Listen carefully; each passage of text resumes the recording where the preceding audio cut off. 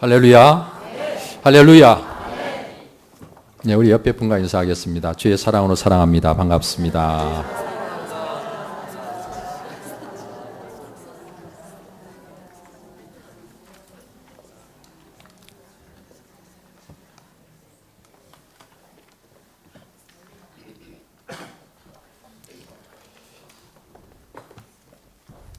감당할 수 없을 만큼 무한한 하나님의 사랑을 받은 오늘 우리가 그 사랑 안에서 기뻐하고 즐거워하고 행복한 삶을 살아야 되는데 행복하십니까? 네, 그래요. 하나님으로 인한 기쁨이 여러분의 삶 속에 늘 충만하시기를 축원합니다. 오늘 우리는 누가복음 19장 28절 이하에 있는 말씀을 보았는데 이 말씀을 중심해서 승리를 위한 길이라는 제목으로 말씀을 나누겠습니다. 독일의 괴테란 시인은 역사상 최고의 시인으로 손꼽히는 사람입니다. 그가 학창시절에 매일 밥을 먹던 식당 주인의 딸을 짝사랑했대요. 그러나 그 식당 주인과 그 딸은 후줄근한 괴테의 겉모습만 보고 많이 무시했던 것입니다. 따라서 그 딸은 심지어 괴테를 골탕 먹이려고 애써 준비하고 청혼을 하는 괴테 앞에 아주 보란듯이 다른 남자의 팔짱을 끼고 나타나기까지 했다고 하는 것입니다. 바로 그때 괴테는 충격으로 쓰러져서 심한 고열로 신음을 하면서 친구에게 편지를 썼는데 나는 울어보려고 했으나 울음조차 나오지 않고 이만 딱딱 부딪힐 뿐이네. 그렇게 편지를 썼다는 것입니다. 여러분, 그때의 그 아픔을 편지로 써 보냈던 그가 그 아픈 경험을 소설로 쓴 것이 젊은 베르테르의 슬픔이라고 하는 작품입니다. 괴테는 그 후 인류가 남긴 최고의 유산이라고 평가하는 파우스트라는 작품을 남겼고요. 문학만이 아니라 연출, 해부학 또는 지질학, 식물학, 광물학 또는 음악, 미술 아주 여러 분야에 특별한 재능을 보였던 아주 탁월한 인물이었습니다. 그는 짧은 기간이긴 했지만 정부의 재상을 지내기도 했고요. 부모로부터 많은 유산을 물려받아서 부자로 살았고 그리고 84세까지 그때 당시에 제법 장수한 그런 인물입니다. 아마도 외모만 보고 그를 우습게만 보았던 식당 주인과 그 딸이 자신들이 안목이 없었음을 나중에 많이 후회하지 않았을까 그런 생각을 하게 됩니다. 여러분, 그러나 이보다 훨씬 더 안목이 없는 사람들이 많습니다. 예수님을, 하나님의 아들이신 그분을, 나를 구원하러 오신 구원자를 알아보지 못하고 무시하고 함부로 했던 사람들, 심지어 그분을 십자가에 못 박기까지 했던 사람들을 생각해 보면 안목을 갖고 참으로 보아야 할 것을 보고 알아야 할 것을 알고 산다는 것이 얼마나 중요한 것인가 하는 것을 깨닫게 되는 것입니다. 우리에게 겉만이 아닌 속을 보고 형식만이 아닌 내용을 아는 것이 필요합니다. 본질을 보고 그것을 알 때 속지 않고 속지 않아야 후회하지 않는 삶을 살 수가 있는 것입니다. 예수님을 바르게 보는 안목이 없으면 예수님을 실패자로, 패배자로 볼 수 있습니다. 여러분, 그러나 오늘 여기 성경 본문 말씀을 잘 들여다보면 예수님은 승리를 위한 길을 가고 계심을 알 수 있는 것입니다. 예수님은 이미 제자들에게 예루살렘으로 올라가면 선지자들을 통해 기록된 모든 것이 자신에게 일어나게 될 것이라고 이야기를 하셨습니다. 다시 말하면 자신이 이방인들에게 넘겨져 희롱을 당하고 능욕당하고 채찍질당하고 마침내 죽임을 당하게 될 것이라고, 그리고 사흘 만에 다시 살아나게 될 것이라고 제자들에게 말씀하셨던 것입니다. 여러분, 이렇게 예수님은 예루살렘에 올라가면 어떤 일이 있게 될 것인가를 뻔히 다 알고 계셨습니다. 정말 감당하기 어려운 고통이 기다리고 있다는 사실을 알았습니다. 그래서 예수님께서는 아버지 하나님께 이 고난의 잔이 지나가게 해달라고 3번씩이나 기도하셨던 것을 여러분 기억하시지요? 여러분, 그런데 보세요. 그 예루살렘 고난이 견딜 수 없는, 감당할 수 없는 큰 고난이 기다리고 있는 그 예루살렘을 향하여 조금도 주저하지 않고 앞서 올라가십니다.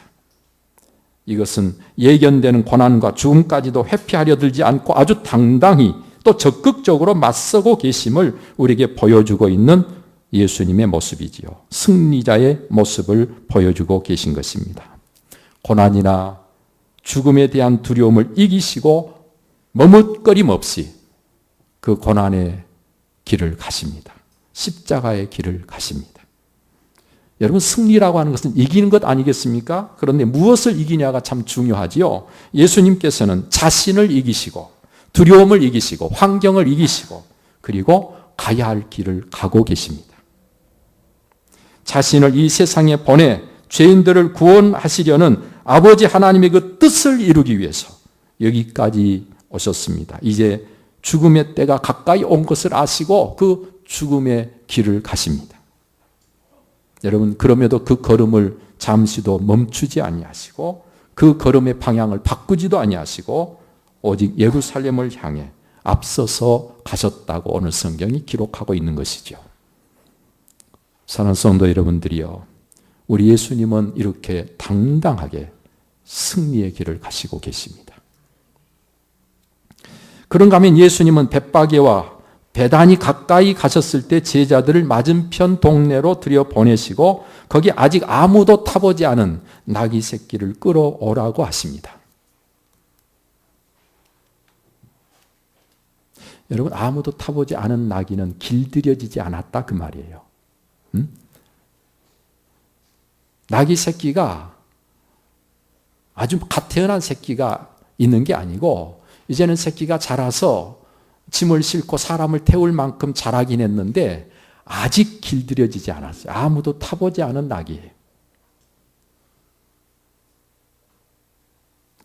여러분, 이렇게 하신 것은 일찍이 스가랴 선지자가 보라, 내 왕이 내게 임하시나니 그는 공의로우시며 구원을 베푸시며 겸손하여서 나귀를 타시나니 나귀의 작은 것 곧 나귀 새끼니라 라고 증거했던 그 예언의 말씀, 하나님의 말씀을 그대로 이루시기 위해서 이와 같이 나귀 새끼를 타신 것입니다. 여러분, 잘 아신 대로 사탄은 어떻게 하든지 하나님의 말씀을 왜곡하고 하나님의 말씀을 가감하며 하나님의 말씀, 하나님의 뜻을 거역하고 그것이 이루어지지 못하게 하려고 발악을 합니다. 온갖 방법을 다 사용합니다. 그것이 사탄이 하는 일입니다. 그런데 예수님은 이와 같은 방해를 이기시고 끝끝내 하나님의 뜻을, 하나님의 말씀을 이루어 가십니다. 따라서 진정한 승리는 바로 이렇게 하나님의 뜻을, 그 하나님의 말씀을 이루는 것이라는 사실을 예수님을 통해서 우리에게 보여주신 것입니다. 저는 여러분들도 다른 승리도 참 좋겠지만 예수님의 승리, 바로 말씀과 그 뜻을 이루시는 바로 이와 같은 승리를 여러분들이 늘 누리며 살아가는 여러분 되시기를 바랍니다. 말씀, 즉 하나님의 말씀을 이루는 승리자가 되시기를 바랍니다. 나를 통해 하나님의 말씀이 말씀 그대로 이루어진다고 하는 것은 얼마나 복된 일이겠습니까? 하나님의 말씀이 흥황케 되는 것이 부흥이요, 여러분, 하나님의 말씀을 이루는 것이 승리임을 잊지 마시기를 바랍니다. 여러분, 그런가 하면 두 제자를 보내서 나귀 새끼를 끌어오라고 하실 때에 임자가 어찌하여 나귀 새끼를 푸느냐고 묻습니다. 그때 예수님께서 가르쳐 주신 그대로 주께서 쓰시겠다고 대답을 하고 끌고 왔습니다. 그때 그들은 당연히 그 나귀를 보내야 할 줄 알고 보냈던 것입니다. 아무 말 없이.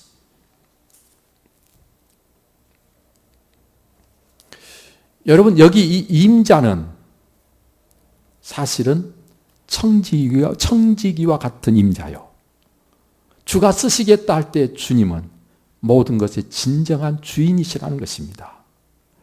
저와 여러분들이 누리고 있고 가지고 있고 지금 하고 있는 모든 일들이 사실은 실제 주인은 누군가 하니 예수 그리스도십니다. 우리는 이 사실을 절대로 잊어서는 안 됩니다. 내가 지금 가지고 있다고 해도, 내가 지금 누리고 있다고 해도 주님이 쓰시겠다면 언제든지 주님께 내어드릴 수 있어야 되는 것입니다. 그게 바로 내가 예수님을 주님이라고 부르는 그 의미입니다. 내가 가지고 있는 것이 무엇이든 나의 주인의 것이 맞잖아요. 할렐루야. 여러분, 이렇게 끌고 온 나귀의 위에다가 겉옷을 벗어서 걸칩니다. 그리고 그 나귀 위에 예수님을 모시고, 그리고 이제 예루살렘 성을 향해서 걸어갑니다. 그때 나귀가 걸어가는 그 앞에 겉옷을 벗어서 사람들이 자기 겉옷을 깔아드립니다. 이 겉옷을 깔아주는 이것은 왕의 행차 때, 왕을 맞이하고 환영할 때 왕에게 하는 행위였습니다. 왕에게. 여러분, 이와 같은 일련의 사건들은 예수님이 주도적으로 이 모든 것을 지금 행하고 계신다는 거예요. 실제적인 주인은, 실제적인 왕은 바로 예수 그리스도 그분이시라는 거예요. 이는 예수님이 고난당하시고 십자가를 지시는 것이 죽임 당하시는 것이 아니라 예수님이 주도적으로 그 길을 지금 가고 계신다는 거예요. 위용 있는 명마를 타실 수 없어서 나귀 새끼를 타신 게 아니란 말이에요. 마치 그처럼 예수님께서 십자가를 안 지시면 안 되기 때문에 어쩔 수 없이 십자가의 길을 가신 게 아니라 예수님께서 이 길이 하나님의 뜻인 것을 알고 스스로 주도적으로 스스로 이 길을 가시고 계신다, 그런 말입니다. 여러분, 먹을 수 있는데 안 먹는 것, 할 수 있는데 스스로 안 하는 것이 내가 주도적인 삶을 사는 것 아니겠습니까? 그런데 그것이 무엇을 위한? 아버지 하나님의 뜻을 이루기 위한 주도적인 삶이 저와 여러분들에게 있어야 된다는 거예요. 예수님은 바로 그렇게 주도적으로 아버지 하나님의 뜻을 이루기 위해서 지금 사람들이 보면 깜짝 놀랄 만한 가장 훌륭한 말을 타실 수도 있지만 나귀 새끼를 타신 것입니다. 여러분, 예수님께서 가시는 그 길에 겉옷을 펴드림으로 예수님이 왕이신 것을 사람들이 인정하고 환영하고 있는 그 상황에서 예수님은 무엇이든지 하실 수 있는 분이시지만 실제로 예수님은 할 수 있는 것을 하시지 않기도 하고 다른 사람이 뭐라고 하든 해야 될 일을 하시기도 하시면서 예수님은 아버지 하나님의 뜻을 이루기 위해서 아주 주도적으로 적극적으로 스스로 모든 것을 하고 계시는 거예요. 사랑하는 성도 여러분들도 예수 그리스도 안에서 정말로 아버지 하나님께서 원하시는 것이라면 그것이 무엇이든 여러분 스스로 주도적으로 그 일을 할 수 있는 여러분 꼭 되시기를 바랍니다. 그런가 하면 예수님이 가신 길에서 따르는 온 무리가 예수님이 보여주신 이 일로 인해서 기뻐하고 예수님을 환영하며 찬송을 합니다.